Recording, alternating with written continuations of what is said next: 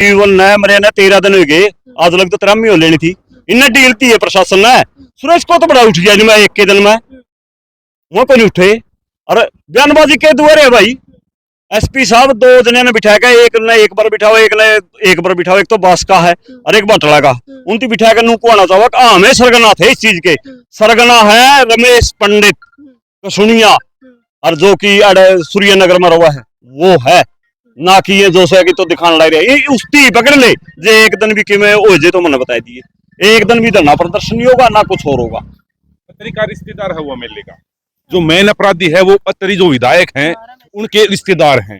और अभी भी अकेले हमारे बुजुर्ग नहीं, महिला भी 50-60 उम्र की महिला भी गिरफ्तार है अभी।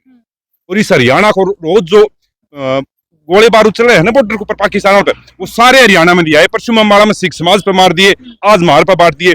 मैं तो एक विनती करूंगा आपसे, अलग अलग मत पिटो, मरना एक बार है, मरना एक बार है, लेकिन अलग अलग बट बट कर मत पिटो। कल सिप पीटती है, आज किसान पीटती है, कदे मास्टर पीटती है, कदे चपड़ासी पीटती है, कदे नंबरदार पीटती है। नंबर सब का लिया, लेकिन अब समय है सभी को एक हो जाना चाहिए। नहीं तो ये भी तो हमारे बच्चे हैं पुलिस वाले, अरे ये हमारे 90-90 साल के बुढ़े आदमी को मारेंगे। शर्म नहीं आई इनने? शर्म आनी चाहिए थी। तेरा बाप दादा कहने का आदमी का है, लाठी मारते दिखाए गए हैं। बिल्कुल बुजुर्गों के ऊपर लाठी चार्ज। आपने सब जितना प्रशासन आजूर है, ये जो शांतिपूर्ण तरीके से प्रदर्शन कराओ जिनने रोकने खातर लगाया है, अगर इतना जीवन कुंडू भाई के न्याय के लिए अगर वहां पर कोशिश करते, इतना प्रशासन वहां पर लगाते तो अब तक हत्यारे पकड़े जाते। लेकिन ये माहौल खराब ही नहीं होता और यहाँ तक की नौबत ही नहीं आती। मैं चरखी दादरी से आया हूँ, अनिल मोटू काकड़ोली नाम। जो आज प्रशासन की बर्बरता की गई है आंदोलनकारियों के साथ में, उसके लिए क्या कुछ कहना? प्रशासन ने तो आज हद से ज्यादा बर्बरता की है। सुनने हम तो थोड़ा सा लेट आए हैं, सुनने में आ रहा है कि जिस समय सुरेश कोत को उठाया गया उस समय जो कप्तान सिंह यहाँ शायद सीआईए इंचार्ज हैं, उन्होंने AK-47 भी दिखाई, वो चलाने की भी कोशिश की है। और सुनने में आ रहा है कि कुछ पत्रकार साथियों के पास उसकी वीडियो भी है कि जिस समय सुरेश कोत को उठाया गया और एसपी जो हासी है उसने माँ बहन तक की गालियां भी दी हैं। इससे ज्यादा जहाँ एक तरफ हमारे जो सीएम साहब हैं यहाँ पे स्वतंत्रता दिवस मना रहे हैं, दूसरी तरफ बिल्कुल शांतिपूर्ण तरीके से, जो लोकतंत्र में सबका अधिकार है शांतिपूर्ण तरीके से अपनी आवाज उठाने का, वहाँ जो शांतिपूर्ण तरीके से जो लोग बैठे थे उनको इतनी बर्बरता के साथ उठाया गया। इससे ज्यादा तानाशाही कुछ नहीं हो सकती। तो तानाशाही आज के दिन सरकार कर रही है, जो 36 बिरादरी की आवाज उठाने वाले भाई सुरेश कोत को इतनी बर्बरता के साथ उठा के ले जाया गया है, इससे ज्यादा तानाशाही और कुछ नहीं हो सकती। शांतिपूर्ण तरीके से चल रहे थे, बिल्कुल शांतिपूर्ण तरीके से चल रहे थे। और डीएसपी ने जब कहा तो उसके बाद लोगों को शांतिपूर्ण तरीके से वहां पे बैठा भी दिया गया था। उसके बाद पुलिस वालों ने बहला फुसला करके जब लोग आराम से बैठ के पीछे से लाठीचार्ज किया है। किसी प्रकार का कोई तनावपूर्ण स्थिति नहीं थी, आराम से लोग बैठे थे, उनके ऊपर लाठीचार्ज किया है। पथरावबाजी है जो आंदोलनकारियों की तरफ से पहले हुई या फिर प्रशासन की तरफ से? नहीं जी, प्रशासन ने लाठीचार्ज किया पहले, वो तो आंदोलनकारी तो बैठ गए थे, उन्होंने थोड़ा किया। ये तो जो सहमति जताई थी कि भाई आपसे एसपी साहब बात करेंगे, डीएसपी साहब ने कहा था, तो वो बैठ गए थे, उनने थोड़े चलाए हैं।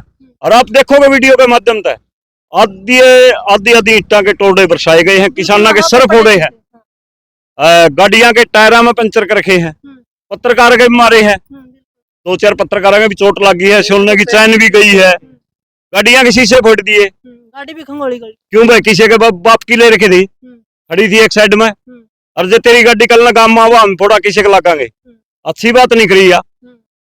अरे सभ्य तरीका से रंदे यार, गाड़ी खड़ी थी, गाड़ी को कोई फ्री फंड की थोड़ी यारी है।